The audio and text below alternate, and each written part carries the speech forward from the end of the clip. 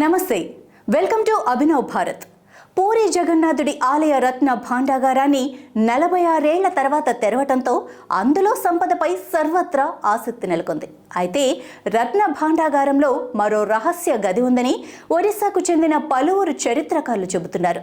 ఆ గదిలోకి సొరంగం నుంచి వెళ్లాల్సి ఉంటుందని, దానిలో మరింత విలువైన సంపద దాచిపెట్టారని అంటున్నారు. బ్రిటిషర్ల హయాంలో 1902లో ఈ సొరంగ మార్గం అన్వేషణకు ప్రయత్నించి విఫలమైన విషయాన్ని చరిత్రకారులు గుర్తు చేస్తున్నారు. కాబట్టి సొరంగ మార్గంలో ఉన్న మరో రహస్య గదిని గుర్తించడంపై దృష్టి పెట్టాలని ప్రభుత్వానికి సూచిస్తున్నారు. ఒడిశాకు చెందిన ప్రముఖ చరిత్రకారుడు నరేంద్ర కుమార్ మిశ్రా మీడియాతో మాట్లాడుతూ, తూర్పు దక్షిణ ప్రాంతాలపై దండెత్తి పలువురు రాజులను జయించిన రాజా కపిలేంద్రదేవ్ ఎనలేని సంపదలు తీసుకొచ్చి పురుషోత్తమునికి సమర్పించినట్లు చారిత్రక ఆధారాలు ఉన్నాయన్నారు.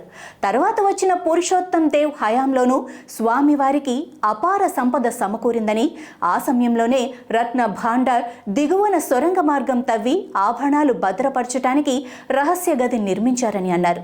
వీటిలో 34 కిరీటాలు, రత్నాలు పొదిగిన స్వర్ణ సింహాసనాలు, మహాలక్ష్మి అమ్మవారి వడ్డాణాలు, కొలువు దేవతల పసిడి విగ్రహాలు ఉన్నాయని తెలిపారు. ఈ సంపద వెలకట్టలేనిదని, పట్టాభిషేకంలో భాగంగా గర్భగుడి నుంచి పావన గోపురం వరకు దేవతా విగ్రహాలు కొలువు తీరిన ఆధారాలున్నాయని నరేంద్ర కుమార్ మిశ్రా పేర్కొన్నారు. మరో చరిత్రకారుడు డాక్టర్ నరేష్ చంద్ర దాస్ మాట్లాడుతూ, ముస్లిం చక్రవర్తుల దండయాత్రల సమయంలో కూడా పలుమార్లు కళింగ సామ్రాజ్యంపై దాడులు జరిగాయని, ఆ సమయంలో స్వామివారి సంపదలను కాపాడుకునేందుకు నాటి రాజు పూరి క్షేత్రం దిగువన రహస్య గదులు నిర్మించి వాటిలో దాచిపెట్టారని తెలిపారు. రహస్య గదిలో సంపద దాచిపెట్టారన్న ఆధారాల మేరకు 1902లో బ్రిటిష్ పాలకులు ఓ వ్యక్తిని సొరంగ మార్గం ద్వారా లోపలికి పంపగా తర్వాత అతడి ఆచూకీ తెలియకపోవడంతో వారి ప్రయత్నం విరమించుకున్నారని నరేష్ చంద్ర వివరించారు. శంఖం ఆకృతిలో నిర్మించిన శ్రీక్షేత్రం ఆవరణలో రహస్య గదులు, సొరంగాలు ఉన్నాయి అనటానికి ఆధారాలున్నా ఇప్పటి వరకు వాటిని ఎవ్వరూ కనుగొనలేకపోయారని దాస్ గుర్తు చేశారు.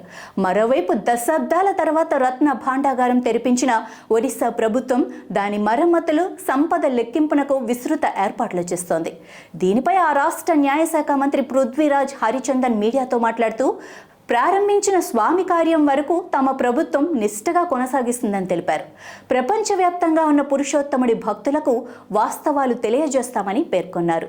3వ గది డూప్లికేట్ తాళం చెవి గురించి సమగ్ర దర్యాప్తు జరిపి అసలు తాళం చెవి ఏమైందో ప్రజలకు తెలియజేస్తామని చెప్పారు. ఇందుకు బాధ్యులైన వారిపై కఠిన చర్యలు తీసుకుంటామని వివరించారు. అయితే ఇప్పుడు ఆ 3వ గది కంటే అందరి దృష్టి సొరంగ మార్గంలో ఉన్న రహస్య గదిపై పడింది.